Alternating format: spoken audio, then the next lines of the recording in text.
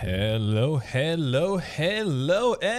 welcome everyone to the Warfront official channel. My name is Marcus Boom, and I'm joined here by the lovely Tom, aka Oxy. And today is a Friday, which is not exactly our usual streaming schedule, but we have something special today. So I may have annoyed you guys a bit yesterday. Today is in fact the dev stream, except we're not really devs. No, but sadly not. Yes, but we are going to be showing you the new content coming up ahead in the new update, Direct Hit. Now, keep in mind, one thing that is very important for you guys to keep in mind is that everything you're going to see on this stream today is very much early work in progress, okay? There will still be a dev server, and then there will still be work until the stuff hits the live server. So don't analyze too much the loadout ordinances and the performances and the battle ratings and even positions in the trees. We're going to show you all that stuff, of course, but just keep in mind that things are not final. Now, how about we jump right into it? Starting off with our first new vehicle of this, line. We are going to, by the way, go from nation to nation. So we're going to start with the USA and end with Sweden last. Totally not because the most anticipated vehicle is in Sweden. No. I'm totally not going to try and keep you in the stream and watching. But it's just for you know, it's useful this way. We're getting meta already. Yes, we're getting very meta. So let's start off with a new American plane, or at least a new version of an American plane, the F-8E. This is a new jet coming in at 10.0 for the US, battle rating and rank 7. This one has a few options in terms of loadout, which might be quite interesting to some of you CAS enthusiasts out there, as well as, I guess, your air-to-air enthusiasts.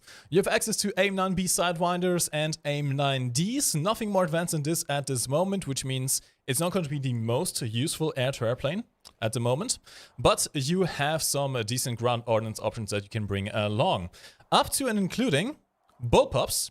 These are the Bs, not the Cs. These are the normal-sized ones, and you can only carry 2 of them at a time, but you can bring them along with bombs, with air-to-air rockets, with regular rockets, with Mighty Mouses, with all the good stuff. This has a lot of ordnance options.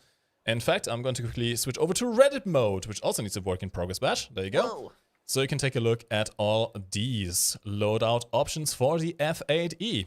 Now, little spoiler for what's coming up ahead in the stream. This is not the only F-8E in this patch. There's also one for France. But the French one has some different loadout options, I would say. Yes. Quite different ones. Quite so. There you go. We're also going to be showing you some of our new test drive maps later on when we switch over into the tanks. And I like this camo quite a bit. Yeah, it's pretty nice. It is very nice. It's very sleek, very nice looking. We can bring out the bullpups and 4 air-to-air missiles at the same time, as well as an internal rocket pod, actually, which is quite nice. I don't think many people realize this thing is a deployable rocket pod. It's quite cool, actually. I didn't know this plane actually had it until, well, we got it the first one in the game, but it's actually really nice. I don't know any of the planes that have that. I think the Super Mystere does. But, it might, yeah, I think it does. The internal one underneath, but yeah, it's pretty cool. I like it. Now, speaking of American stuff, you may see a new Abrams over here. I wonder what this is. Tom, why don't you say what that is? Well, it's a new Abrams. I don't know too much about this version. I'm not really that well versed in modern vehicles when compared to sort of older stuff. But I believe there's some light armor differences here and there. Obviously, at the moment, it's largely preliminary, but there is also this nice little box here, which is very cool, very curious, very interesting. So yeah, not exactly, I think, much of a intense upgrade over what we have generally in the tree, but it does bolster the lineup, which is really what it was lacking, I think, at the moment. There wasn't really that much backup in terms of, well, when compared to the other nations, like the Leo 2s and, you know, the T-80s and that kind of thing. So it does a lot there, like adds a bit more variance, which is always good. So although it's not, you know, immensely different in terms of actual functionality, you can show the preliminary modifications here as well. It does, you know, add a lot more to the lineup itself, which is still really important. Which is pretty great. Now, this one actually fills out the slot over here in the tech tree, which I'm going to show now. It slots in right in between the M1A1 and the M1A2. Now, as far as I'm aware, in terms of armor protection, the new M1A1 HC comes pretty close to the M1A2 in terms of protection. And it has pretty much the same loadout options for your cannon, as well as, Tom mentioned, the APS, which is going to be useful against the few ATGMs you tend to see at top tier. Yeah, you get a couple. Yeah. I'm not sure if it works against everything, though. I need to see if it works against the helicopter-fired ones. There's some that it doesn't work against, but the vast majority, I think it does. So that's something. But yeah, there's also, in my lineup here... I know there's something you're quite interested in, isn't there? I mean, it's not going to be the biggest thing for a lot of people, but I love this, right? So, B-17s, all of them, have got a model update, which is very, very nice. As we can see, the polygons extend over 10, especially over the engine cowlings. Very, very round now. And I'm actually really excited about this because they were one of the oldest models in the game, the B-17s, and now they look really, really nice. All of them get it, the other B-17s here. The Japanese captured one gets it as well, and they are looking really, really sleek, really nice. The damage models are updated as well, so they have more updated, well, damage, I suppose, which is pretty great. It's really detailed, and I love all this stuff, and it's nice to see some of the older vehicles get a bit of a rework. I'm really happy about that. It's a nice quality of life change, a nice, nice attention to detail, I suppose, having an old model upgraded like this. It's really pretty, and there's a lot of work been put into them, and all the camos and stuff. It's some nice weathering, etc. It's really great. So, speaking of weathering, I know there's one plane coming up that you're going to show that has some extreme weathering on those wings. Yeah, I wondered why that was, but yeah, really does. Another favorite of mine. All right. There are, of course, some new cockpits as well for some helicopters. We are going to be showing a few, but you will have to figure out the rest of them. Speaking of helicopters, we have a little surprise for you guys. Do you like Apaches? I'm sure you do like Apaches. Would you like to be able to get an Apache without having to get to rank 5 in tanks or aircraft? Yeah. How about a squadron version of the prototype for the AH-64? The YA-64 is going to make it into the game in the next update called Direct Hit. And this one is going to be an interesting one. Now, it is in all effects a baby Apache. It does have access to 16 Hellfires. Although you can't really bring too much else with them. You have some Hydra's as well. But this thing has an interesting tail. What? Why does it have a table on the back? That is kind of whack. I didn't notice that before. It does look kind of whack. Yeah. I do like the coloring on the tail rotor here, as well as the yellow tips here. Yeah. As you can see, it is very much an Apache. It looks a bit slimmer than a regular Apache, I would say. You do still have that 30mm chain gun in the nose as well, which does have access to the HEDP shell, so you can do some work against some light tanks if you get up close, although to what extent you want to get up close to the tank battlefield in a helicopter at these kinds of tiers is, well, to be seen. I wouldn't recommend it. And yeah, you can get this by simply being in a squadron. You don't have to buy this. I mean, you can buy it with GE if you want to skip ahead. But you can simply get this by being in a squadron actively and getting squadron RP. It's a nice way of getting your first helicopter, I suppose, which is quite nice.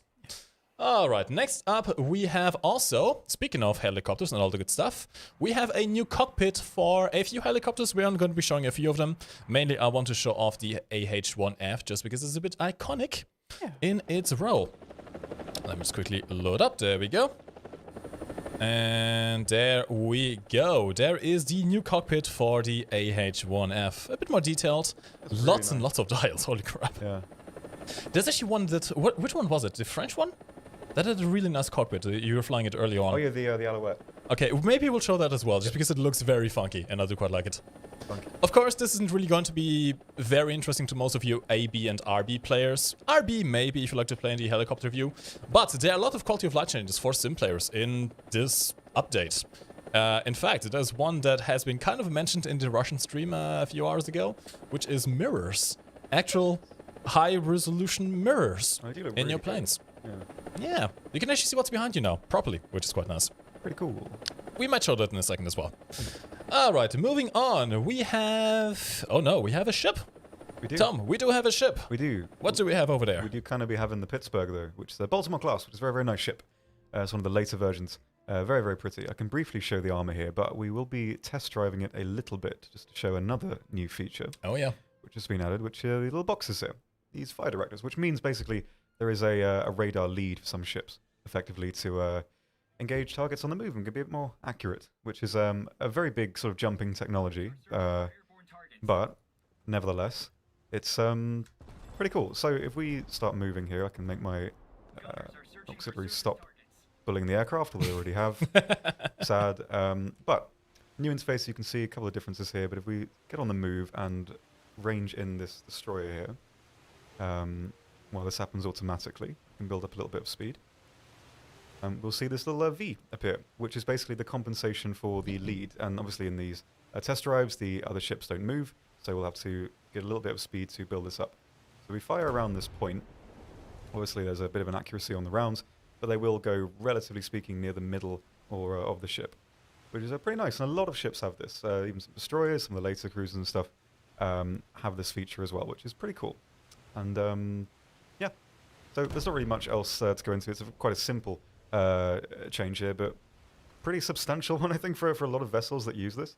So it's. I have a feeling this update, this specific feature was made specifically for me, just because I can't aim. Yeah, I mean, that was one of the sort of the biggest gatekeepers, I think, of naval realistic, was that the guns are quite difficult to aim. I mean, it takes a while. It's one of those things that if I don't play it for a very long time, I'll forget immediately. So I mean, it is good in that sense, but we'll see how it goes, how it develops. But yeah, it's pretty cool little feature.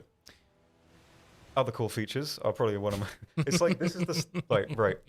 Not this patch was made for you. It was, yeah. This is like the thing I've wanted for such a long time, and it regards probably my favorite aircraft ever, maybe, which is this boy, H111. I love the H111. It's a very, very pretty plane, and I believe it's user-made. The cockpit of it is user-made, as far as I'm aware, yes. So this was made by a player through our user-made program. You can actually win money by modeling stuff for War Thunder, and this is one of them. I love it so much. H111 I absolutely love as a plane. This is really, really cool. This is the only 111 that gets it right now. I don't believe the others have their own cockpit. Maybe they will quite soon. But yeah, the 111 I think easily is probably one of the, well, I don't know. It's very rugged, sort of quintessential bomber, I guess, in that sense. And there's loads of detail. There's even like a little map there in the corner, which is great. Like the amount of effort. It's actually pretty detailed. Yeah, the effort put into this is really, really nice. It's such a pretty plane. I can't help but think, when I see the cockpit, I think Millennium Falcon. Yeah, kind of. Yeah, I know what you mean. It really does have that same sort of glass in the nose. And also, we can briefly show some new noises. Oh, yes, do that. We have some new gun noises for aircraft guns. So pretty much all aircraft guns got a bit more beefy. I can't hear it because I'm not wearing headphones, but I do know they are really, really nice. The British 7.7s are great. The Japanese 30s, the high velocity ones, are like super meaty now. Same as the 262. There's a lot of meat going on, and yeah, I'm imagining it sounding quite good, but I don't know. You may want to put your headphones on at some point, Tom. No. He just refuses. It's fine. Refuse. But yeah, it's fine. Probably one of my favorite things. Won't be for everyone, of course. I mean, you know, but I mean, I love it. Favorite plane finally gets a cockpit. Very, very nice. Very happy with that. All right, that is the vehicles for the US so far. There may be more, there may be not. You'll have to wait for the test server to find out. Let's move on to Germany. And Germany gets something quite interesting. In fact, two things that are very interesting to myself personally. First off, let's start with a new variant of the Marder, the Marder 1A3. You can see the position here in the tech tree.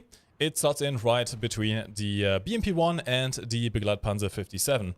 Now, the Marder 1A3 doesn't bring too much new to the table here. It does get a gun thermal, which isn't quite implemented here right now, but hopefully should be ready by the dev server, which is going to be useful for spotting targets in the dark, or in all conditions, really. Not sure what the generation is. Probably Gen 1, I would guess, which isn't the best. We'll see how it goes. You still have the same missile system, the Milan.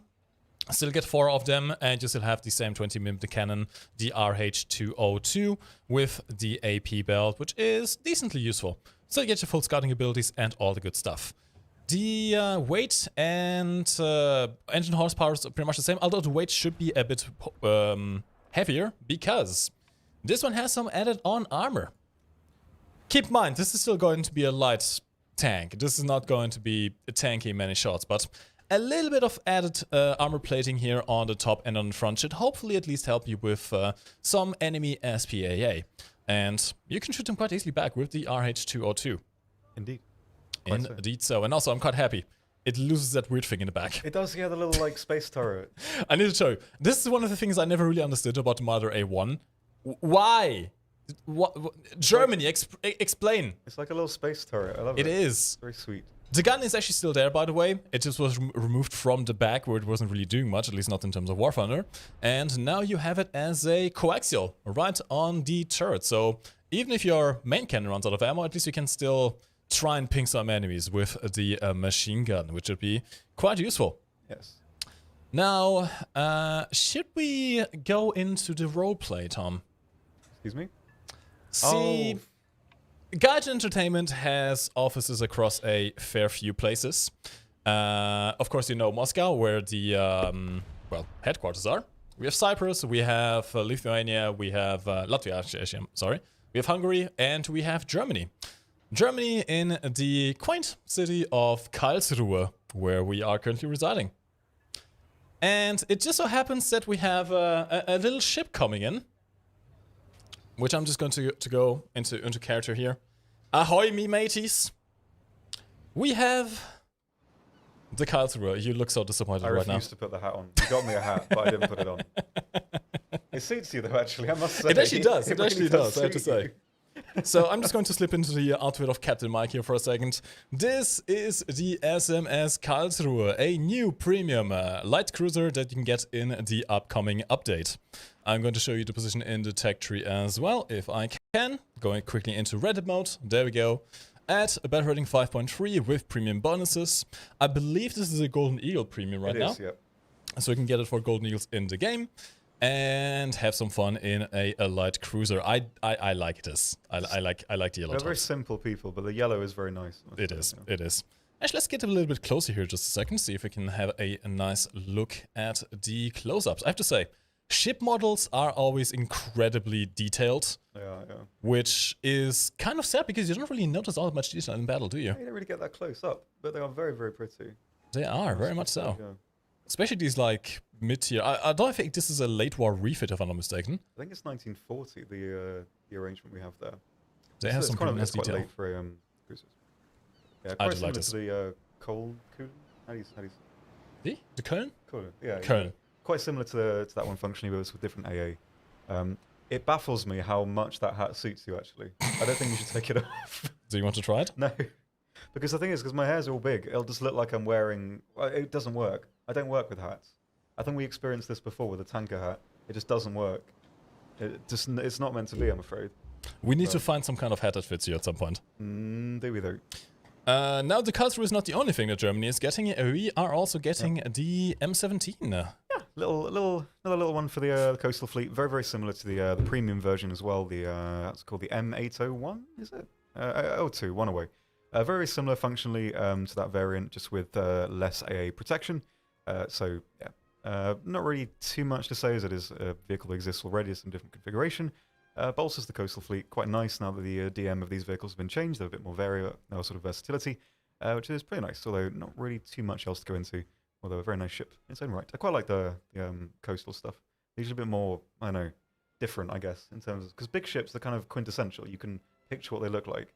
Some of them, especially one of the British ones that I want to show later, it's just weird. They're just a bit strange. It is very weird. And I kind of like that. So, yeah, nifty. All right, so this is what Germany is getting so far. Let's move on to the USSR. Let's start off with the title child, the MiG-27M. This is a ground attacker based on the MiG-23. As you can see, they are very, very, very similar. But the MiG-27M brings a few new things to the table. And in fact, a whole new mechanic to the table. Guided bombs. Laser guided bombs. Yeah, we're going there. Kind of be. You also have some other ordnance. I'm actually going to go straight into the ordnance so we can check it out. Let's go into Reddit mode. There we go. There is a whole host of stuff that you can bring out. R-60 air-to-air missiles, as you can do on the MiG-23 as well as the R-13 M1s. These are a bit longer range. Decent. I still prefer the R-60s though, to be honest. You have a fair few amount of bombs. By the way, very important here, distinction. The FAB are still dumb bombs. They are not guided. What you're looking for is the KAB. These are the guided bombs.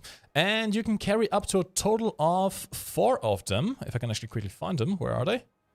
Or can you? Ah, there they are. Ah, yeah, there we go. You can carry a total of 4 of them. Now, these bombs have some new mechanics. So let's go into test drive real quick.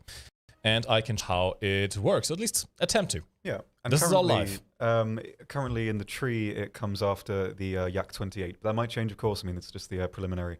But right now, that's where it is. If you'd like to just have a brief look. To be fair, it makes sense. It is in the ground attacker line. That works out pretty well. Yep. So if you're looking for getting the MiG-27, you might want to go through the Yak-28. Yep. All right, I'm going to be taking off now. Let's see if I can actually make this on the first try. Yes. It's going to be an interesting moment here. All right, I need to get some altitude and some distance to the ground targets first. These bombs have pretty much a very similar sight to the AGM-65s. Of course, these are bombs. These are not propelled. These just drop and try and glide towards the target. These are not like the AGM-65Bs, which have a rocket propellant and try and accelerate towards the target. But they still work very similarly. Now, bombs, of course, you are going to have a longer range the higher you are and the faster you are. So you can technically drop these from 10 kilometers altitude at Mach 1, and you can get a pretty long range on these bombs. And whilst it usually wouldn't be a good thing for bombs because you lose accuracy, since these are self-guiding, you can do some decent stuff. So let's see if we can do that. I'm going to turn around and I'm going to see if I can hit that SPAA. We'll see. I have faith. You believe too much in me. There are plenty by the of way, eyes on you, Chief. I just want to quickly mention. I can even hear it through your headphones. That was a bit loud, I'm sorry. Yeah, this is a 30mm Gatling gun. Yeah. It is very nice. And it's really good as well against armored vehicles, like deceptively powerful. Alright, the bomb is locked. Let's see if I'm going to drop it. Bomb is... I may have just... I think you just like knocked it with your I think I did. Is it going to correct itself? No, it lost the lock. So... Actually, hold on. It's trying to. It's trying to. It's actually... Is it going to do it? It's running on a dream right now. It's spinning out. It's spinning out. It Doesn't was have the engine trying so anymore. hard for a It second was there. trying so hard. So yeah, note to self: don't hit your own bombs with your aircraft Yes. when you launch them. It kind of affects the accuracy It negatively. was really trying there as well, despite the circumstances. I'm surprised they actually required the lock there. It was amazing. Yeah. Okay, we're going to try this again. This time, hopefully, without running into my own bomb. We can all aspire to be like that one, but working through adversity and trying our best. This, of course, much like the MiG-23, is a swing-wing aircraft. You have the automatic controls, and you can also switch over to semi-auto if you want to have a bit more control over where your stuff goes. Let's lock onto the SPA again. Okay, we are locked. Bomb out. Don't crash into my own bomb this time, and let's follow it and see what happens. I'm actually not sure if the bomb will lose the lock or if the lock is automatically just held. I know we had some issues early on. They have been fixed by now. We'll see how it goes. Although this is looking pretty good, to be fair. Okay. Oh, hi! Pretty good. Pretty good. Now, do keep in mind, these are 500 kilogram bombs, so they have a decent blast radius, but not the most amazing. You have to keep that in mind. If you don't get a decent lock on the target, you're not going to have a great time. You can guide the bombs whilst in flight, but keep in mind that you are going to be vulnerable doing that. And, of course, if the target moves, these specific bombs don't really track a moving target. If you want to track a moving target, I have something else for you, which is going to be a new missile. Go quickly into the secondary weapons. Where is it? It is right here, the K-29T. Now, you may have known the K-29L. We had this on the MiG-23 as well. These are very, very, very big missiles. They are pretty hefty. Incredibly big. These ones are laser guided. There's also some new interface for the laser guided missiles I'm going to show you in a second. But the main star right now is the KH-29T. Can we also briefly show the penetration of the 30? I think we can. Let me just quickly check. A lot of you have been asking. 65 millimeters.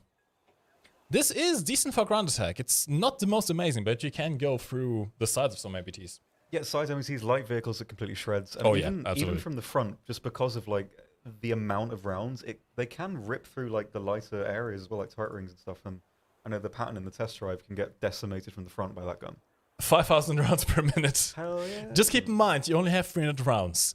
This is going to go immediately. Yes. Learn some trigger discipline. Yes. All right, now. The KH-29T, these are TV guided missiles, pretty much like the AGM-65Bs, the Mavericks. These are the Russian counterpart, just a lot bigger and scarier. Yes. Yeah. How loud, they have some heft. They do be hefty, though. They do kind of be. They do be quite thick. Yeah. I do have to say I kind of prefer these over the bombs. These are essentially big bombs, but since they have their own propellant, they reach a target a little bit faster. So let's go quickly into test drive and show it off. Yes. Alright, there we go. I can also show you the cockpits whilst we're at it. You have a little TV screen inside of it as well, which will indicate you where the bombs and rockets are trying to lock onto. I'm not sure if you can control the site from within the cockpit in simulator mode. You might have to switch over to the proper designated site. But it's a nice attention to detail, I have to say. This is a nice plane for the sim enthusiasts out there. So it has a teal. It does. It's our favorite color. I like it so much. It's so good. Every time. I really like this Russian cockpit interior color. It's just something about it is really soothing, I suppose. It's really nice. It's a really nice color. That's a decently high resolution TV as well. Yeah. I wonder if you can watch streams on that. You could probably I wonder if you could mod that actually to play something. That would be kind of amazing actually. Yeah, or just put like a green screen on it for some Reddit moment. Oh, Free absolute idea Reddit moment. Absolute Reddit moment. There you go. Alright, I'm going to get a little bit of distance and I'm going to go for that medium tank this time. SPA are all nice and all, but they are quite easy to kill. I want to see if I can kill something a little bit harder this time. Let's switch.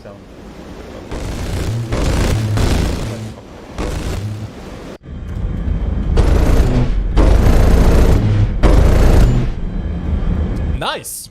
That's quite nice. I didn't hear that actually yet.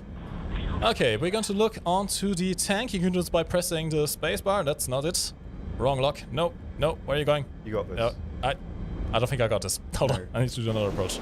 Reset the lock. Keep in mind, nightly pre-dev server things are work in progress. There are things that are not quite well refined yet, but we're going to do another pass and see if it actually works this time. Oh yeah, by the way, this thing also gets flares. Still the same flare amount as the MiG-23. Not great, you only get 12 flare launches. Flares look really nice. They do, yeah. There's actually a new updated effect of the flares. They look quite a bit nicer now. And I'm excited to see how they look like at night battles. That's a good point, actually. I haven't seen that. That might be quite interesting, actually. We have to explore later on, after the dev stream is over. Let's see. Alright, let's do another pass. I'm not sure what the maximum range of these missiles is. I'm going to go a bit off axis here. Let's see if we can lock on to the target. Come on. Yes, you're gonna do it. Keep in mind this is all optical, so there might be a certain range for it. Come on.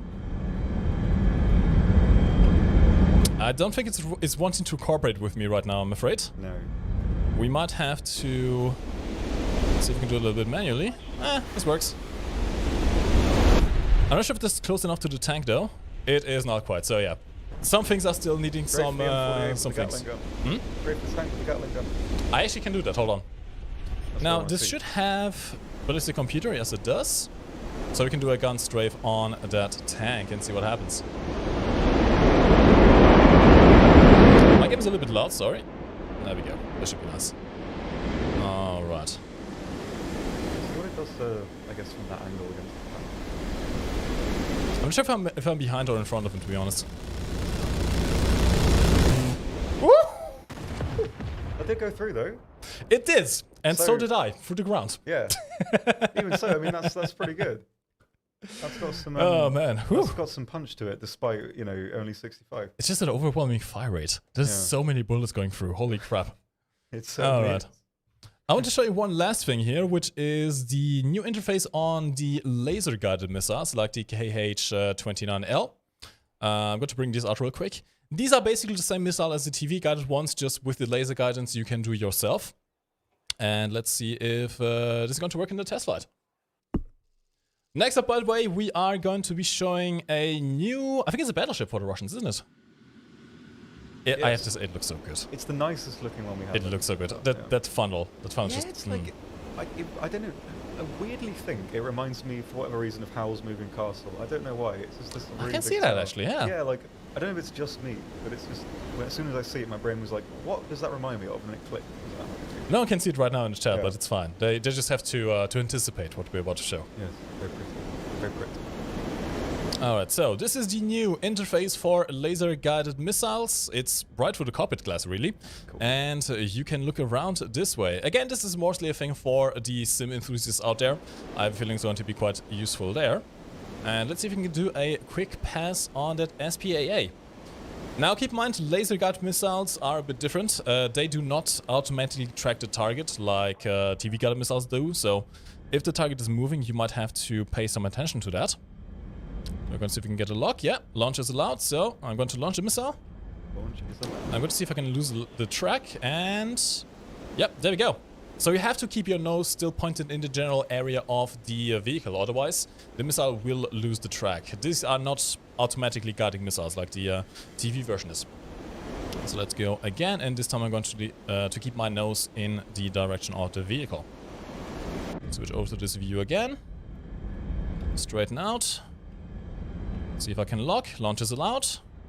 Missile is out. I'm going to keep my nose in that direction. As you can see, it is guiding itself towards the laser point, and boop! Direct hit. Very cool. Of course, this leaves you a little bit vulnerable.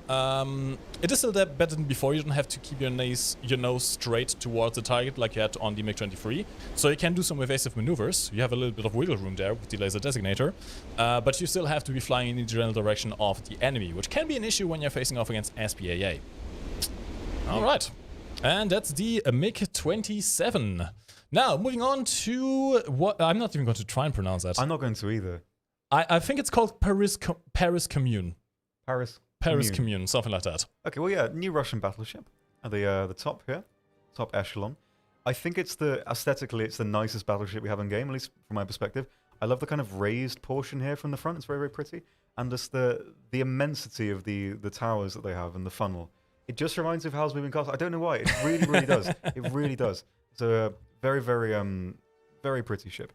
And in the Russian battleships as well are always pretty decent armor for what they are. And they have that incredible SAP round as well, which I'll show in a second, which is the same as the ones we already have in game. I will briefly show it. So here's a brief layout of the armor. Everyone's got a general gist. And the rounds as well. Over 50 kilograms in the SAP. Those are some very big rounds. 300 millimeters. Yeah. Ow. Indeed. Yeah, so obviously not a huge amount to say about it. It's quite similar functionally to the other variants in terms of like main armament, but it's very, very pretty, and that obviously counts as something, which I'm a fan of. All right, let's move on to one of the vehicles that has been quite anticipated for this patch.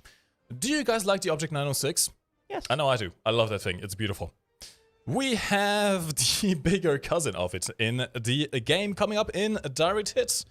Welcome, please, the Sprut SD. I have to be very careful to not try and spit on the screen whilst I pronounce the name of this thing. Yep.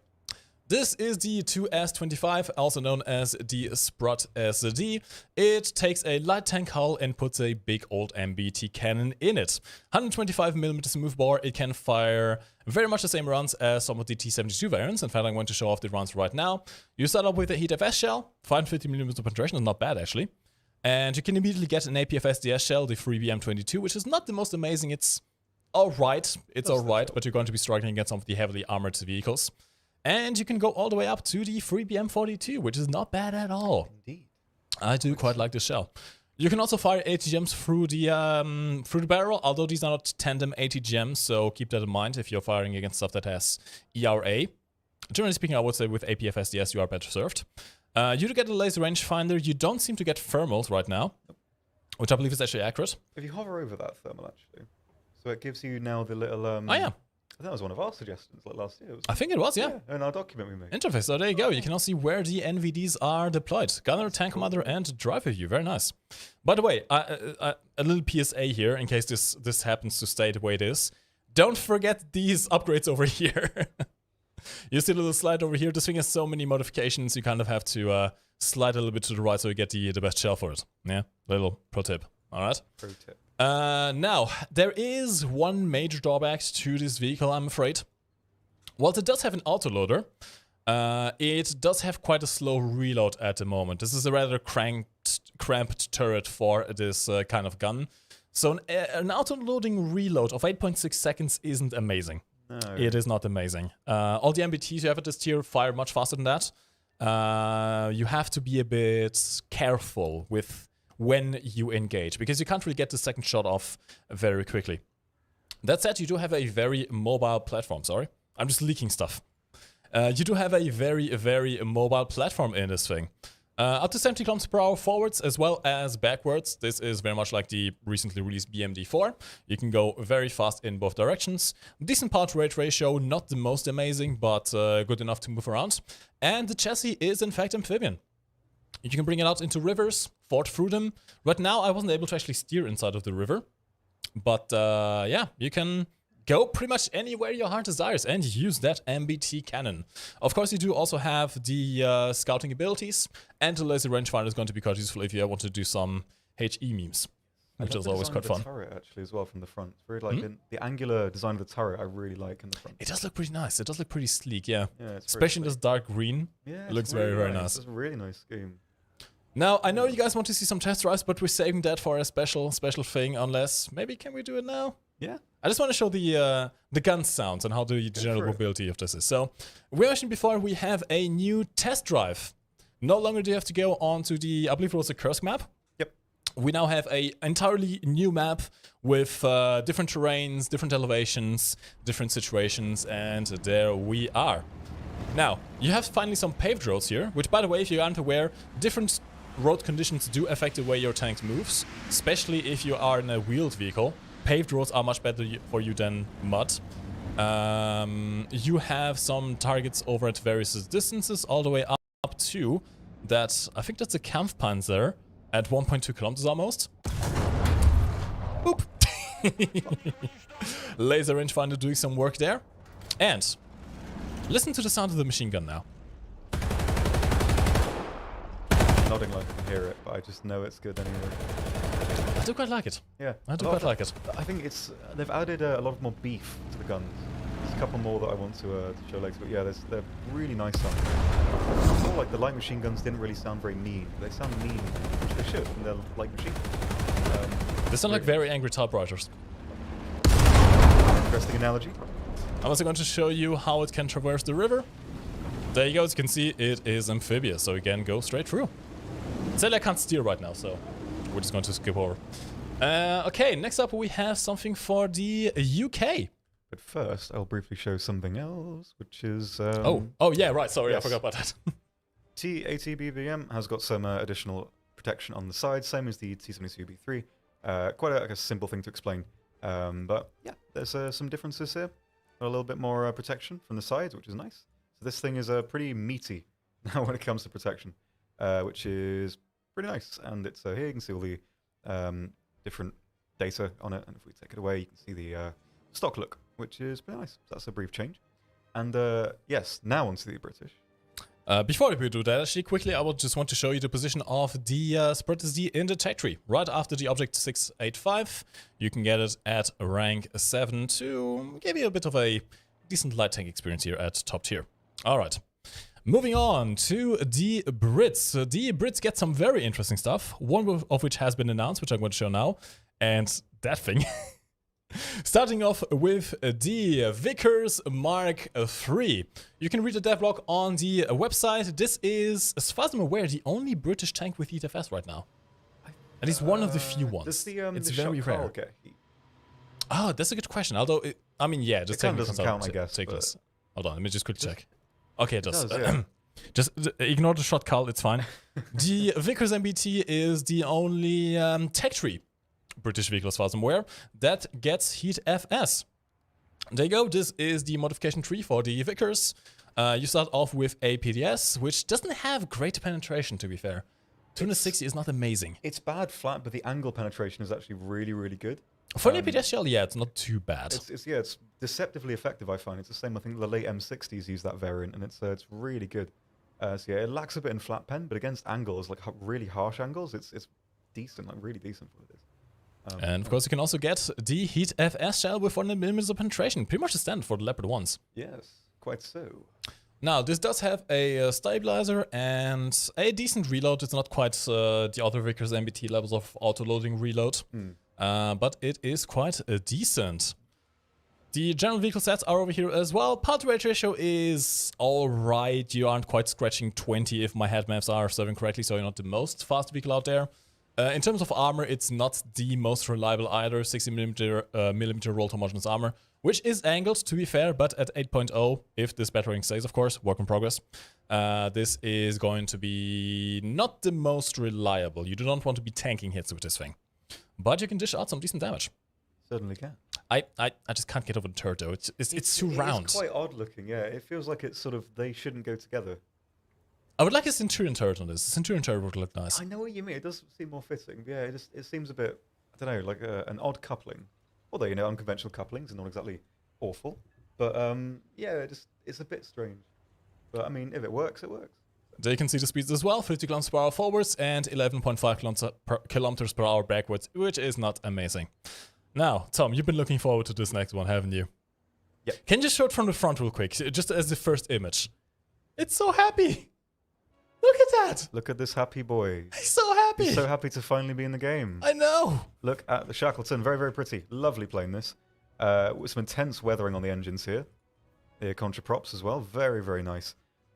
Absolutely gorgeous plane. Wanting this thing for so long. It's been in the files for a very long time, actually, as well. But yeah, this thing has a pretty substantial bomb load. We can have a look at what we've got here. 15 1000s, as well as some RP3s as well. If we select this, the RP3s are, I believe, 4 on the wing. Not a huge amount of use for a heavy bomber, but nevertheless, a nice addition. Very, very hefty, despite the powerful engines. And the armament as well is interesting. So there are 2 sets of 20mm cannons here. With the universal belt they have, they're actually no tracers, so they're kind of stealthy, which is interesting. It's the only bomber that has effectively stealth belts. Well, the Lincoln does as well, but it's this turret configuration. The difficulty, though, is that it has one of the biggest dead zones for a heavy bomber. It's that it's only got 2 turrets, so this one at the front and this one at the back, which means the entire underside and underneath the tail is a complete blind spot. So it's going to require a lot of careful positioning to get this thing, you know, defensively working, which I think its biggest drawback. But if you've loosed a bit of your ordnance, it can still be a little bit agile in terms of like using, well, you need to use your keyboard controls. You want to make heavy bombers actually move. But in doing that, you can actually sort of swing it around a little bit, and the 20 mils are pretty effective. So, you know, it's got some pros and cons, a great bomb load, but dead zones are going to hurt it a bit, but we'll have to see how that functions in practice. Can I just mention, I automatically love anything that has counter-rotating props. It's very pretty. It looks so nice. It looks so nice. Now, we are actually going to take this out into test flight so you can see the prop in action. And the sound as well. We are, yes, and the sound, and we're going to be showing you a new map.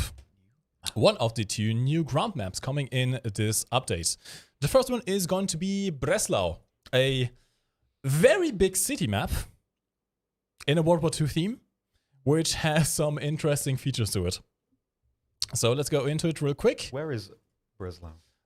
Breslau should be in the area between Germany and Poland. I don't want to say where exactly in which country because that might be changing depending on the time of year, I suppose. Yes.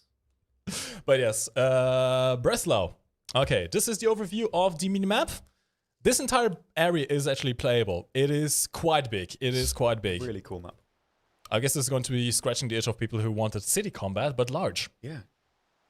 It does remind you quite a bit of maps like Advance to the Rhine. You have a lot of these World War II looking bombed out buildings everywhere. It has a bit of a mix of Eastern Europe as well, as you can see through the river over here, which you can use to get to various points as well if you have an amphibious vehicle. You can actually get onto these little islands in the middle there as well. And yeah, you have quite a bit of ground to traverse here. Currently I'm displaying the battle mode. You also have, of course, the domination modes, which I should not forget to show so we can see where the capture points are. You can see the spawns as well over here, and Tom is going to give you an aerial view. An aerial view. Aerial view, yes. Aerial view, You can also hopefully hear the engines of the Shackleton as well, which are very, very low. Very, very pretty. But, can you show the gun sounds of the turrets? Yes, we certainly can. They're very meaty as well, these ones. As you can see, there's no tracers for these 20s, which I believe is accurate. They sound angry. Well. They're very, very angry, yeah. So, yeah, you can fire both of them from the front, but as we said earlier, there's nothing covering the rear. So there is this huge dead zone at the bottom, and if an enemy knows what they're doing, they can quite easily counter that. But regardless, very, very pretty. Actually, can I feather the props on this? Oh, you may be able to. I can. Back to the ground view as well. I'm going to try and make my way over to the middle area. Actually, there's a little plaza over here, which I do quite like the looks of. There are churches everywhere on this map. Bridges everywhere on this map as well. You have to be kind of careful when crossing these bridges because there are a lot of sidelines where the enemy might be hiding. I'm also going to be firing my gun so you can hear those. Okay, the RH-202 sounds angry. It does. I think the ATM sounds are still the same though. Okay, ATM sounds are still the same. As you can see, most of the buildings on this map are destructible. I don't think these bridges are, however. So you can do some nasty things if you bring a PE-8, for example. Actually, you do have bombs on you, don't you? I do have some big bombs. That's a lot of bombs. Maybe you can do a little bombing run. Okay. Do you see where I am? If you fire your gun in the air...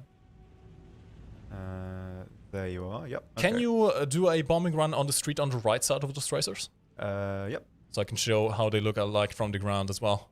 I hope I don't get bombed here, we'll see. What kind of bombs do you have on right now? 1000s. Okay, those are pretty big. I think the Shackleton can carry up to 15 of them, can't it? 15, yep. So... There he is, bombs are out. There he is. Hey, there we go. Alright, bomb effects as well. And as you can see, the bombs do affect the buildings as well, as everything is crumbling down. I really want to take this map out into a custom battle at some point, make some racing maps of this, and also try and get our entire stream to carpet bomb this entire city. That would be pretty cool, yeah. To see destruction, how much we can destroy things. Yes. Alright, now we are not going to be spending too much time on Breslau. You will have to discover it yourself on the dev server that is opening soon to the public. And you can explore this entire area. I'm telling you, there's a lot of city combat, there's a lot of area to cover, there's a lot of spots to learn. Yeah, lots to explore. Lots to explore indeed. Now, there are a few British ships we aren't going to be spending too much time on. Tom can give you a quick overview. A little brief. Oh, this is a new nation, technically. Technically, yeah. At least a new nation represented into the game. Yes. A very nice example as well, which we shall see very, very briefly. We have some new vessels knocking about here. The ones I'll show you, I guess, to the left. This is the LE Orla, which is the first Irish ship in the game. This is a Peacock class, same as the Peacock class in the coastal fleet here, which is very similar, except this is the one in Irish service. The difference is that it gets a couple of MGs and also these twin 20mm here, which are basically a derivative of the gun that the Marder uses. Which those are the same gun, actually. Irish too, yeah. They also have the little APDS spells. These are... Actually, let me show you exactly. I'll go into a brief test drive with these. They are immensely effective. You could probably use this in custom battles against tanks. You can. Right. Where's my... right here. Let's see if actually the... yeah, I can do it. But these things fire incredibly quickly. And they are pretty neat. And they're very effective and against aircraft and ships alike, really. So I set this to target the little boot here. Try and get the AI to do it. AI, do it! Do it! There they go. There they are. And so that's a bit of hefty spread on those, but with the dart belt, well, the APDS belt, they are pretty effective. I'll do it myself. There you go, just a very high fire rate on those 20s. Very, very high fire. Very easy to jam as well, but you know, it's a pretty interesting ship. Still in service, I think, this ship actually. And I found, according to Wikipedia, it was involved in like a narcotics bust off the coast of County Cork, which is like £500 million. It was pretty insane. But that's pretty cool, so that's a new premium ship. The price of which I believe is around 7,500, I think, but we'll see on the... You'll see it yourself. So very, very briefly, we can have a look at all the others here. Very strange one, this. I don't really know too much about it. A little Valentine turret there, but a pretty cool example. Very, very nice. And we also have the HMS Vega, which is replacing the HMS Churchill for the reserve ship, because the Churchill was not very good, and this one is a little bit better. And there's also the Norfolk as well, which is very similar to other vehicles like the York and that kind of thing. So have a look at that at your own leisure when the dev server comes out. Okay, and that is the stuff for Britain. Now, Tom, you have something that you have been quite excited for, haven't you? A little show about this. For Japan. And I have to say, can I just say how cute that thing looks? Look at this boy. Look at he. It's so little chibi. It's very cute. This is the Type 87. It is a weird one. Yes. It's basically an IFV, but without ATGMs. All it has is a 25mm cannon. It's an interesting one. And also, while I'm here, the Japanese have also got their new camouflage, well, new. The standard camo has been changed to this sort of dark green, kind of olivey color, as opposed to the sort of dark, sort of bluey, chalky color they were before. And some other of the camos have been adjusted. This one's been adjusted, and I believe this one's been adjusted as well. I really like this one. It's a nice, like, dark green here with the grey. I'm not sure if I'm a fan of the grey, to be honest. I kind of like it. It's this green, I think, that does it for me. But yeah, we've got the APDS belt. Not the most penetration, but this thing also has these as well. Pretty nice. We can also give this a look in the test drive. By the way, this thing is very, very zippy. It's quite light for the... Okay, not so much off-road. It depends. It is quite zippy on all dirt roads, but it does suffer a lot on the muddy terrain. Around the capture zone, I think it's mud. There it gets very, very slow. Yeah. But as long as you stay on the dirt roads or paved roads, this thing is quite fast. It has a power-to-weight ratio of around 38 horsepower per ton, which, if you're familiar with MBTs, most MBTs hover around 30. This has some decent power and acceleration. Not the best reverse speed, sadly, but on paved terrain it can do some decent stuff. Can you maybe do a quick test speed run along the paved road? Let's have a nib. And yes, a very fast response rate as well from the turret. Really, really quick. Has the stab on as well. Very good elevation as well. Like, not vertical, but good enough to like knock out some helis and low-flying aircraft. Oh yeah, absolutely. A very quick fire rate as well, so that's very, very nice. Sadly, it doesn't get thermals. I believe it may get some night vision. Do you have night vision equipped on this? I don't know if I've got it unlocked. I think it might get night vision. But let's also see what the reload cycle is. It really is not too bad, actually. You can also swap between the belts pretty quickly. So you can actually bring, for example, 3 belts of the APDS, as well as a full belt of HE to deal with helicopters or planes. This is reaching some very nice speed. And it's going pretty fast. I think I did a test run earlier where you could reach over 100 kilometers per hour. The problem is, as soon as you reach the water, this is not amphibious, Tom. Oh no! Whoop! Brakes! Brakes! Brakes! That's got some pretty good brakes going on there. That was some clutch braking there. Of course, being a wheeled vehicle, it does have trouble with very soft terrain. If you try to forge through water or if you try to go through mud, it slows down a lot. So you have to learn your maps and you have to learn where the different terrains of the maps are. But off-road, on paved terrain, on dirt roads, it is quite a nippy little vehicle. Yes. This, of course, is also a nice example of the new test drive maps that we have. Very, very pretty. There's lots going on these. I like them a lot. I kind of want. I feel like there's stuff hidden here. I want to say there's stuff. I don't know if there is, but I feel like there's lots of stuff that's like. There's a lumber mill on top of the hill. That's kind of cool. Yeah, like up in that direction, I think. Over there. So you can climb up a hill, which is paved with a dirt road, so you can test your maneuverability up hills on off-road terrains.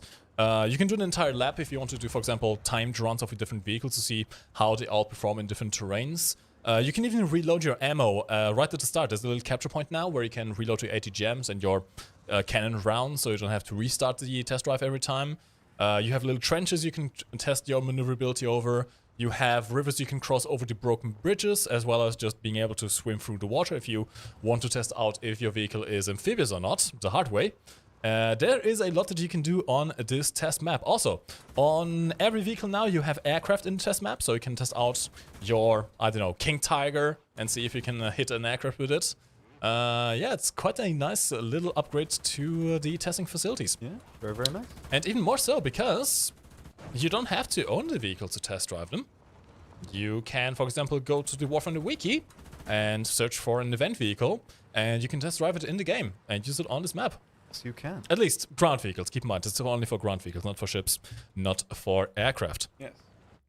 Right. We have a few more boats here as well for the Japanese. We can briefly look at these, very, very briefly, to save time. It's a bit dark, but we can make do. Have the Yubari here. Interestingly layout for a ship, a Japanese ship. I don't really know too much about these sorts of vessels, but they are quite pretty. And there's yeah, interesting layout of the guns here, the 140s. The torpedoes, armor protection is not exactly incredible for what it is, but 4.7, I mean, you know, you are primarily going to still be fighting around destroyers and that kind of thing, so it's still decently functional. And there is also this larger boy here, or girl is a ship, I don't really remember. Either or. But regardless, yeah, pretty ship. Quite a famous ship, I believe. I know the name from lots of places, but I don't remember the context, which leads me to believe there's probably a lot that it did, but I don't know much about it. I know one of our stream mods is very excited about this one. Yes. High collusion. Very, very nice. Very pretty ship. Lots of torpedoes as well, the good ones. So, yep, nice to bolster the higher ranks there. Pretty cool. I'm going to quickly show you the tech tree as well for the tank, so you can see where the Type 87 and the new Type 74 come in. Type 87 in between the Type 89 and the Type 60. Fits in pretty well. And we have a new Type 74 to bolster up this lineup. You can now actually bring it out together with the Type 87 SPAA. Alright, this is the new Type 74C. It has weaker rounds than the other Type 87s you already have in the game. In fact, it only gets this, an APDS shell, and this APFS DS shell with 353mm of penetration. You do still get laser rangefinder, which is pretty good. No thermals on this one. You do have the stabilizer. I'm also going to quickly compare it to the Type 74E, which does get a better APFS DS shell. So this is what distinguishes it. And you also have the Type 74F, which still has the same better APFS DS shell. Indeed.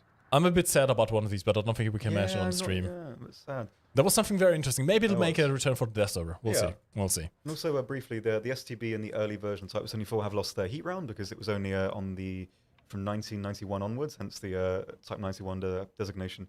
So STB and the first version no longer get heat. The SDA? Well, they don't fire. I think they get their own heat. They're 90mm heat. Oh yeah, 90mm are a bit different. So yeah, there you go. Anymore. Type 74. There's also a few new, well, a bit of SPA. You maybe can show it off. Yeah. Nothing new really, just some of the American SPA trucks that you can now get in the Japanese tech tree. The Japanese tree can get the M16 and all the fancy livery that it has. Function identical as is the M19 as well here. Pretty much the same. Nice to see them though, as this one is now rank 3, so you can use it in events and stuff. It sort of bolsters the lineup. And they do now actually get some additional, well, anti-air protection, which is pretty good. They were lacking that a little bit. Soki was okay, but not really that good until he got to the Duster. So these are pretty nice as well.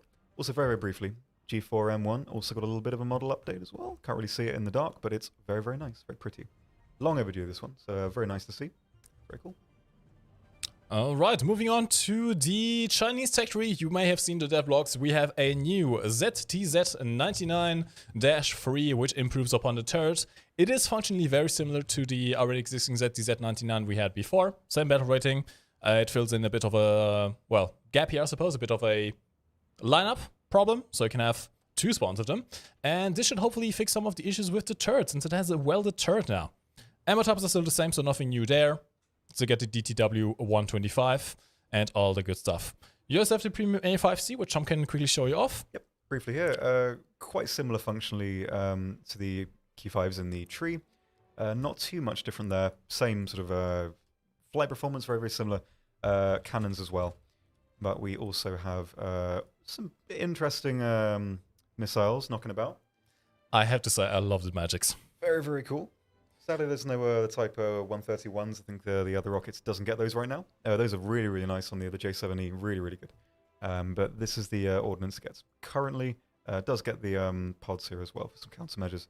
Yeah, going to be interesting to see how it performs with those missiles. Because before, it wasn't really the most astute dogfighter, the tech tree versions. But the missiles are probably going to give it a little bit of an edge, I think. So that's the thing. It's not the kind of aircraft that turns very well, but those magic missiles do work magic. Yeah, so it's one thing that makes the Jaguar A, for example, really good. Yeah, exactly. Absolutely. All right, moving on to Italy. Italy gets a few different things, actually. Starting off with the F104G. Finally, they get an F104G as well. Of course, Italy had the F104S before. Now, this is... I hesitate to say the downgrade. It's a bit of a side grade because it loses some things but gains another. So, first off, missile selection. You can bring AIM-9Bs and you can only bring 2 of them, which is a massive downgrade compared to the F104S, which can bring 6 of them in total, as well as it can bring AIM-7s. Although now it can't bring the guns together with the AIM-7s, with the Sparrow, so that's another thing anymore. But yeah, missile loadout a bit limited. However, you may have noticed, it gets flares. It do kind of get flares. So you lose your killing potential for survivability, which in the case of the F104, honestly, I think flares are a bit more important than missiles. Especially for 100% an count. F-4. Yeah, So, you can't really yeah. dogfight other planes, so you kind of rely on your flares to stay alive if they launch a missile at you. And with this one, you definitely can. You get a decent amount of them as well. Can I just say as well, I like this camo a lot. It reminds me of like a space shuttle because It it's got a does, child actually, yeah. brain. It's just pretty. I like it. It looks very nice. It does. For ground, you also have the C-13 T-90, a new little weird-looking IFE. It's another little chibi. For the Italian, it is very much so. Now, this gun isn't the most amazing, I have to say. It only gets access to Heat FS and Hash. Hash on the 90mm gun is, yeah. The Heat FS also only has 250mm of penetration, so it's alright for 7.0. But you might have some issues against some more heavily armored targets. I don't believe this one gets a stabilizer. It does not, no. Reloading rate is manually loaded, so there you go. And the speed is, it's alright. It's alright. Where's the transmission? Transmission is here. 70 kilometers per hour forwards, which is pretty good. 14 kilometers per hour backwards, which is not that good. You only have 3 crew, so you are a bit vulnerable to dying. Fast turret traverse, though. Very quick turret traverse, actually. It's not bad at all. Very reactive. The elevation angles are not too bad either. Yeah, it's a nice little IFE. It allows you to scout some targets as well. It do. And get some light tank support for your Italian lineups. I can show it quickly in the tech tree as well. Going to switch over to red mode. There we go. Whoa. So you can see where it lays. Right in between the AUBL-74 and the R3T-106, which is a nice place for it, I say. Yeah. It just looks so chubby. It do. Very chubby. Very sweet. We also have some ships for Italy. Quickly going to go over those. Very, very briefly, I don't really know too much about these, but we can show them here. So this is the most advanced destroyer they currently get with 6, I believe, or is it, no, 8. Is it 8? Yes, it is 8. 8 120mm guns, which is pretty nice. These are a bit better, at least in my experience, than the 135s. So it's pretty decent. It's a very big ship, so it's quite easy to hit, but it will be a little bit more survivable and a bit more versatile than some of the other options they have, because the Italians were lacking a little bit in the destroyer department. So, yeah, nice to see how this one works. There's also the Gabbianio, which I want to say it's Seagull. I remember playing Endless Ocean like 5 years ago, well, like 10 years ago now. Love that game. And you had a ship called the Gabbianio, and I believe it's explained to be Seagull. But yeah, nice little coastal boat here with a single 100 on the front and some other anti-air protection.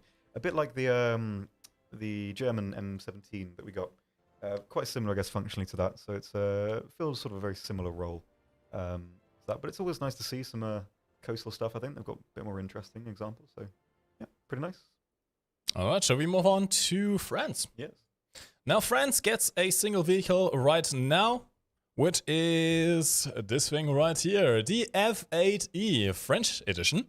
And of course, it's everything that is jet and French. It does get the magic missiles, which makes me quite excited. Honestly, I don't really care about what plane they're mounted on. I just like the missiles. Yeah.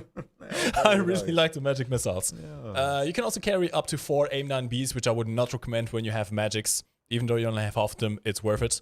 And you also have radar-guided Matra R530s, which are a bit more longer range, less G-pull. Just take the magics, honestly. Just take the R550s. You don't need anything else. It's fine. Now, this does not get flares, as far as I'm aware. No. Better than 10.0. Okay, that is fine. And it brings a new jet option to the French, which you can join over here. Comes in right after the F86K in the tech tree, which I think you can see. Yep, there, yes. Reddit mode. Reddit mode. All right, moving on to finally the final nation. I know you guys have been waiting for this. We are now moving on to, I guess, kind of the star of the show. Kind of, yeah, edging up on it, I think. Edging up on there? Yeah. Well, not this one in particular, but we have Sweden, and we are going to start off with the derpiest boy I've ever seen. It's so cute. Look at him. It is adorable. Look at this boy. I love him. Look, I love it. I love little weird, cute things like this. So yeah, this is a new Lotte anti-air vehicle. It's, before anyone sort of has a little collective panic, it's not even close to being the next R3 whatsoever. I can show you that in the test drive here. It's quite a sluggish vehicle, and not the best elevation angles either. So, it's not very fast. The gun isn't stabilized. No. And very little armor. I don't know what the lead is like on this thing, but I completely missed it. The muzzle blast is actually pretty good on this gun. Yeah. As we can see, can't go vertical. So there's a bit of a dead zone, which means this thing is very easy to counter if you know what you're doing. So you can fly directly above it. and it is going to, well, not going to be able to track. And also, if we I've got my keybind on this one, I have penetration only 42 at point blank range, so it's not exactly the most overwhelmingly powerful thing. It can technically fire from behind cover, which is a bit of a decent advantage. Quite stable on the move, not completely stabilized, but it's decent. And not exactly hyper mobile either. It's a bit stealthy, and I like vehicles like this because it's a vehicle that doesn't look like a tank that you normally fight, and people often look past those vehicles. That's why the ZIS-30 is really stealthy as well, because it sort of defies the normal shape of what you look out for. You can kind of blend into the environment with this thing. Yeah. As we can see, it's not exactly the most mobile thing in the world, only 2 crew. Very close together as well, so it's incredibly easy to knock out. But it's an interesting vehicle, nice to have it. Quite like stuff like this. So, yeah. I guess you can use the gun from cover. That could be an interesting tactic. It can fire from behind cover. It's pretty decent for that. Okay, man, this is a 20mm cannon, so you can still go for cannon barrels and tracks of enemy vehicles and maybe try and get behind them to kill them. Yeah. Of course, since it's pretty low battle rating, you should be able to kill a fair amount of tanks from the side as well. But yeah, it's not going to be the most effective vehicle out there for sure. No. It's a nice collectible, I say. Yeah, a nice fun box. Nice. It's nice. I don't think you're going to be able to cross that. I do not agree with that. Okay, I take it back. This is the most mobile vehicle I've ever seen. Defying expectations, we are. That surprised me a lot. Fantastic. All right. It is time to move on to the big stars. We have the new Swedish planes. Starting off with this thing, which I'm very excited about. We have a new premium Draken. I love it. I have been a big fan of the J35D for a long, long time. I love the Draken. And that livery as well, it's really nice. Yes. This thing can build Cobras. It can do. It's a premium. You can test drive it immediately. You don't have to research for the trajectory to test drive the Draken. You can just test drive this thing immediately. Now, it does have a weaker engine than the J35D, as is to be expected. It's an early model. You can see the thrust over here if I can go into rail mode as well. This is fully upgraded, of course, since it is a premium aircraft in RB. And you also have some limitations to your armament. The cannons are still the same ammo count as well, but you do not get the RB-24Js like the J-35 does, which means you have a bit of a harder time killing enemy planes with these missiles. RB-24s are roughly similar to the AIM-9 Beast in terms of performance, so any enemy that is aware of you will not get hit by these missiles. It is very easy to outturn them. But at least you get 4 of them, which is not bad.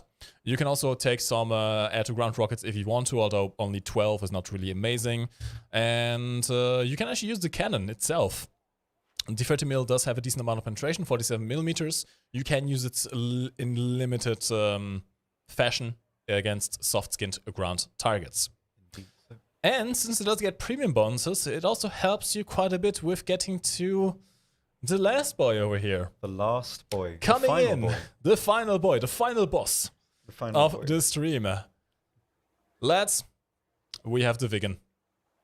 The JA-37 Viggen is making it into the game finally, and I am so excited. This thing looks so good. Look at it. It's deceptively chubby from the side, I think. But from the top, it is. I mean, from the top, it's just... It looks so sleek from the top, but from the side, it's a little chubster. I love this camo as well. This is the base camo, by the way. I love it. It's really nice. Look at that. Oh, it looks so good. Very pretty. Now, the JA-37 is going to be the new top-tier aircraft for the Swedes, and this thing has some interesting options. It brings a new missile to the game. The RB-71. This is essentially a Sparrow on steroids. I'm going to show it to you in test flight real quick. It is kind of insane. This is a radar missile, by the way. You can see the stat card over there. I guess I don't need red mode. That's fine. And you can carry up to a total of 6 air-to-air missiles, which also includes the RB-24J, which is already a very good missile.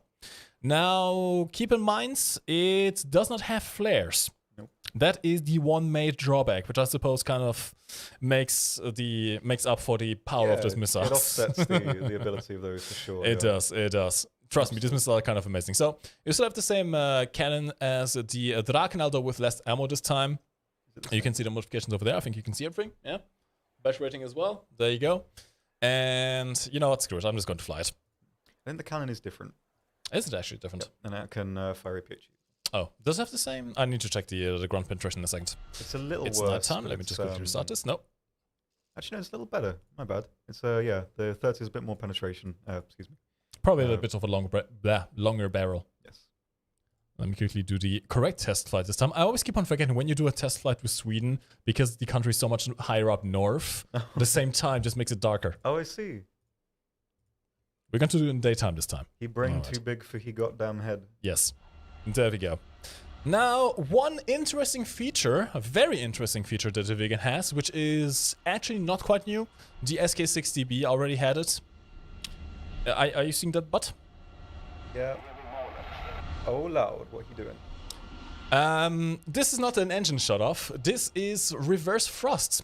If I throttle up now, all of a sudden I'm going to start moving backwards.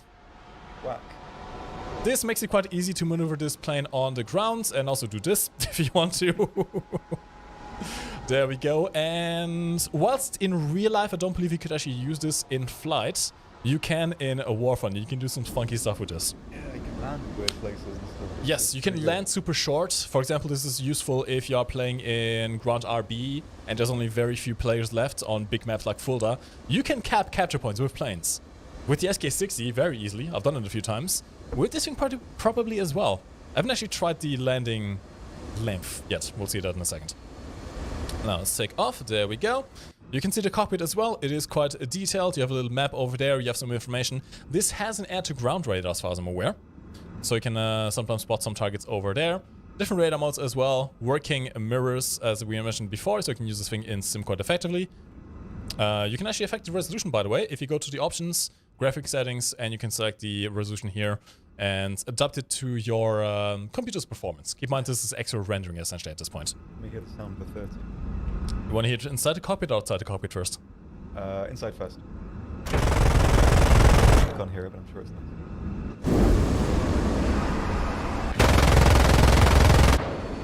I like the sound! I could hear that, and I'm over here. Like I'm over here, and I can hear that. That's mad. I like the sound a lot. Now, little pro tip, by the way, if you've never played the SK-60 before, I heavily recommend binding the reverse thrust key to the same key that you have the air brake on, just so you can do some really, really quick slowdown. And you can use this in a dogfight as well.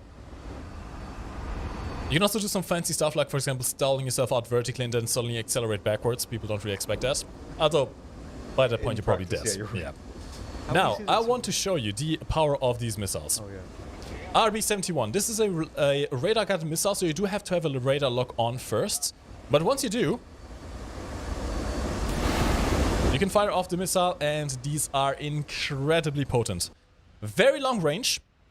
These are still semi-active, so you do have to keep a radar lock on the enemy, otherwise it won't work. But very long range. I've gotten 12 counter strikes with this missile from below. Very good velocity, and unlike the Sparrows, these things can pull tight maneuvers. These things can pull quite tight maneuvers. In fact, at least according to the SAC card, it has the same G-pull as the RB-24J. So you should be able to use this thing quite effectively in head-ons or even just behind the enemy. As long as you can get a radar lock on, you can do some decent stuff. And of course, because it's a radar lock, flares don't work. Chaff does, but not flares. And I think you can count on one hand how many top tier jet players right now I even take chaff into top tier. It's not as common. Maybe it will be a bit more common now. Is it easy to rip? I haven't been able to rip it in a turn yet. Some weird stuff. Like 30G. Can you try doing that inverted? That might do it. I can do it. I just lose control. Oh, this is bad. No. That's way more stable than I expected in terms of like... It is, I have to say, the flight performance is pretty nice. Now keep in mind, of course, this is still work in progress. Flight models might still be adjusted, but it feels very nice. It feels very nice, which I quite like. We're going to try and take off again. It's quite fast as well. I've gotten this thing up to Mach 1.15 at sea level, which is pretty much amongst the fastest jets out there. It can turn pretty well, although keep in mind it will still hemorrhage energy whilst you're doing that because of the wing design. It just looks so good. Yeah. I'm sorry, I got distracted very easily. Let me see if I can do a little quick launch from below again. If I can find that MiG. Where did it go? MiG? Oh, never mind. I didn't restart the match. Never mind. That's fine. But yeah, decent low speed maneuverability as well. Of course, you lose energy quite a bit, which is a bit of an issue, but you are quite stable. At high speeds, you do have some compression issue, I guess. Not sure if that is quite the correct word with this kind of wing design. But you do lose some authority at very high speed, supersonic speed especially.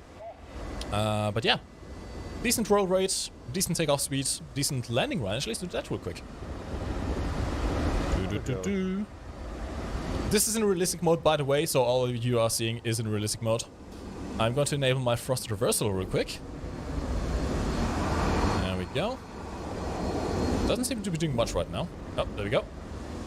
I'm going to bring out my gear. And I have a feeling this thing might have a parachute, perhaps? Maybe? Oh, it doesn't. Okay, no parachute. Or maybe parachute shot off. Never mind. But yeah, there you go. Very cool.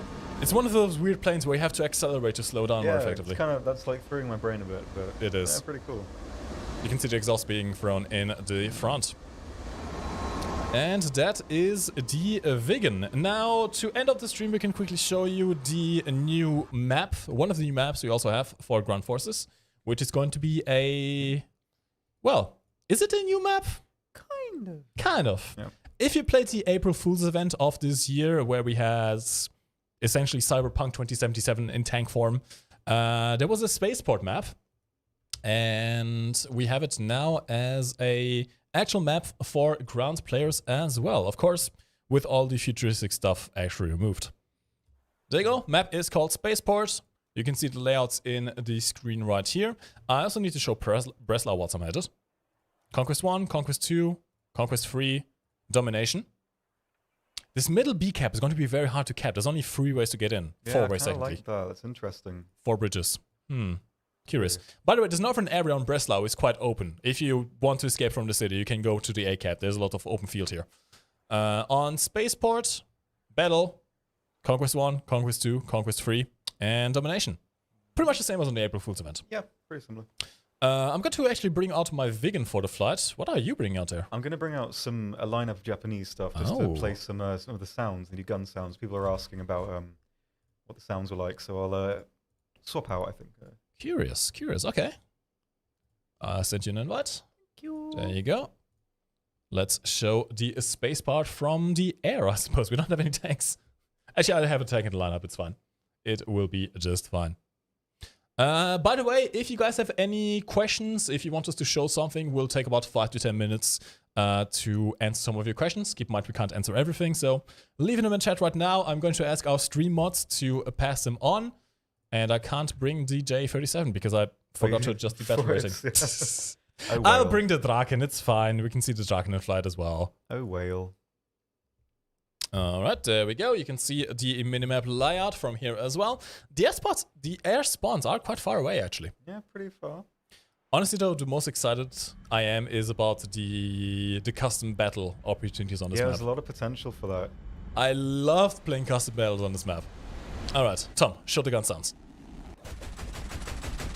They're so nice, right? Holy crap! Look at his face. Look at his face just then. That was brilliant. See, it just confused me because I wasn't expecting that kind of sound of a plane this small. Yeah, dude, but they're really nice. So yeah, pretty much every aircraft has got new gun sounds. They're very, very nice. I will be switching between them periodically. Show some of those off. I somehow killed it. I also got my Draken over here. Draken, of course, will have a very similar sound to the Vigan.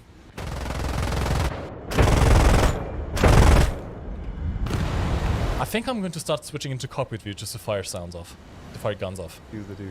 That's actually really nice. You do it as well. Those are MG151s now. Those are the rifle calibers. Again.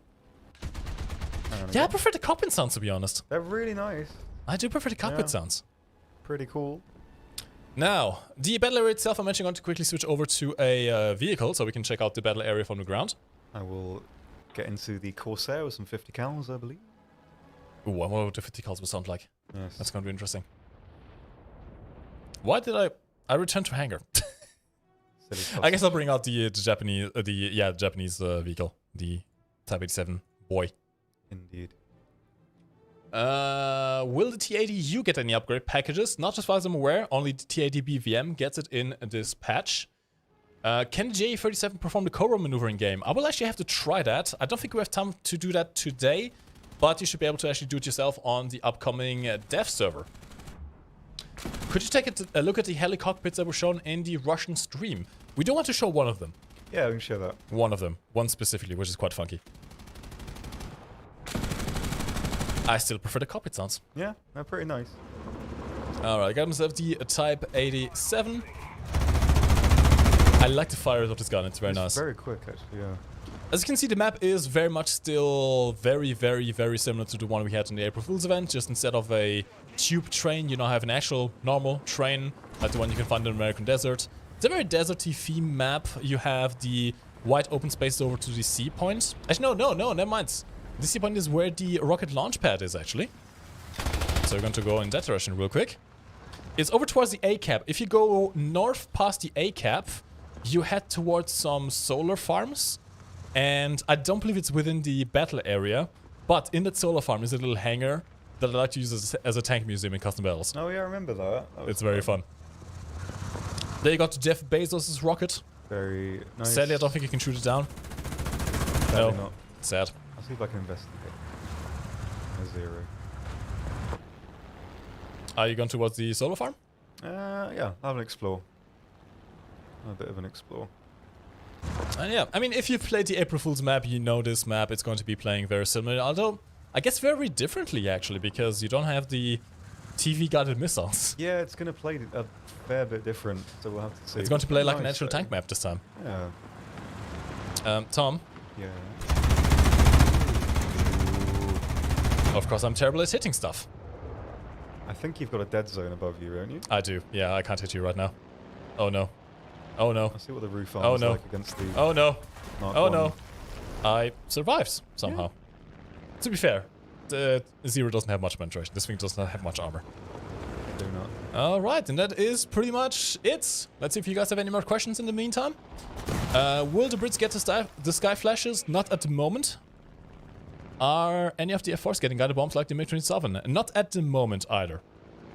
Keep in mind, things are still early in development. There might be some changes in between now and the dev server, and of course between the dev server and the patch itself. Ow! Tom, that hurts! I'm sorry.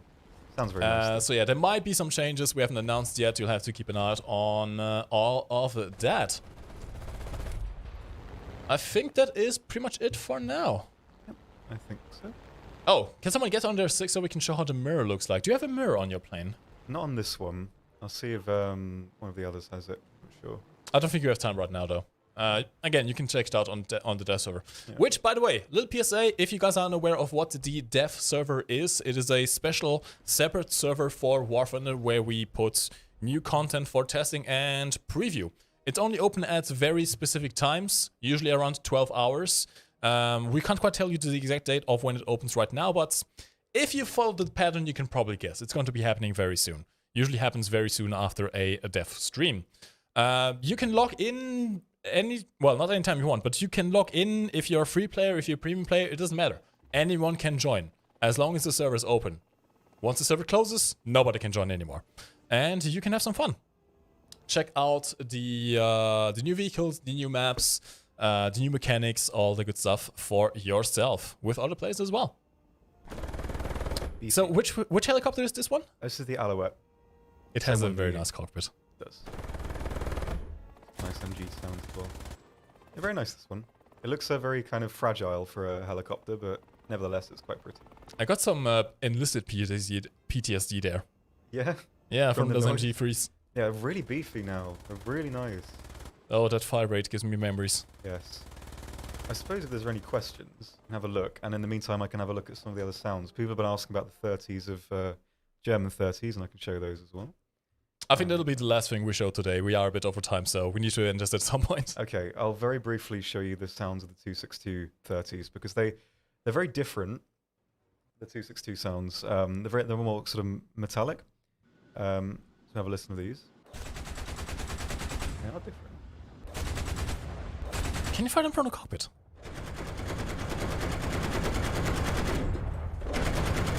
I actually prefer these ones from the outside. Okay.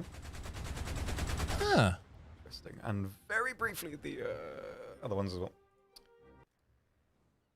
We can get the Horton for the 103s. And then all the others you can... I do need to do one last thing here, though. Yes. But do I have it? I think I have it. I do have it. The meat. The meatiness of them. I wasn't aware they fired that slowly, though. Yeah, they're really slow firing, like deceptively slow. Yeah. I mean, I guess you can now better time your shots there. Now, someone in chat asked for the sound of the Vulcans, so I brought a whole bunch of them. Whole bunch. Real quick. Oh, it's fine. No one saw that. Let's see how they sound from the inside first.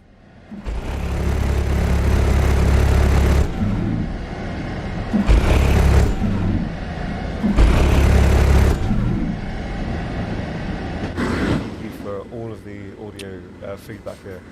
I might be there? slightly uncomfortable right now. Doing okay there, Steve?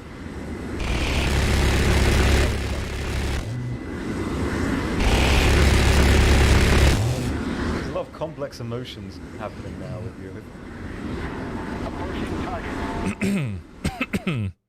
Having a moment. Yeah. I don't think I need to add any words to that, right? I think you guys get it. I think you guys get it. Yeah. Well, this is going to be it for our dev stream today. Thank you much for watching. You will be able to test out all these vehicles yourself very soon on the public dev server. Keep an eye out on the forums for the announcement of the dates and times. Keep in mind, of course, all of this, what you've seen today, is still early work in progress, so don't get too into battle ratings and loadout and all the good stuff. Things are very much subject to change. And we recommend checking out our content creators. In fact, if you scroll down below on Twitch, we have a War Thunder team where you can check out some of the content creators who will be doing content on the dev server as well. So you can check it out from their perspective whilst you wait for your own dev server to download to play. My name is Marcus Boom. I have been joined by the lovely Tom, aka Oxy. Thank you much for watching the War Thunder official stream. We will be back next Thursday. And until then, have a good night. Yes. Any last words? Yeah. Very good. Hold on, I'm sorry. I need to do this again. Okay. It's too good. Okay. It's too good. No. It should be illegal for guns to sound as good. Oh, bless. Go. I'm just going to put the sound on. I'm not going to put the video on. Just listen to this. And to actually take off first. I'm going to crash right away. It's fine. Okay.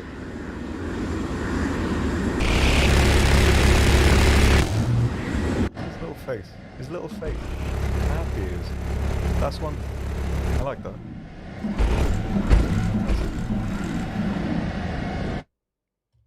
Thank you much for watching. Goodbye. See you later.